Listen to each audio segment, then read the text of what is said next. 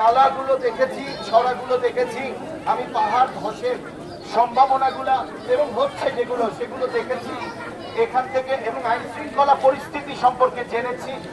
এই সকল কিছু জানার পরে আমি সংশ্লিষ্ট যে অথরিটি আছে, যেমন সিডিএ আছে, সিটি কর্পোরেশন আছে, পুলিশ, থানা পুলিশ আছে, আমি সকলকে, তার মধ্যে থানা পুলিশকে ইতিমধ্যে অবহিত করেছি যে আমাদের এখানে মাদক এবং কিশোর গ্যাং এটা থেকে আমার এলাকাকে মুক্ত রাখতে হবে। ওসি সাহেব সামনে আছেন, তিনি কথা দিয়েছেন তিনি আপনাদেরকে পাশে পেলে, আপনাদেরকে সাথে পেলে তিনি এই কাজটি করতে পারবেন ইনশাআল্লাহ, তার নিয়ত আছে।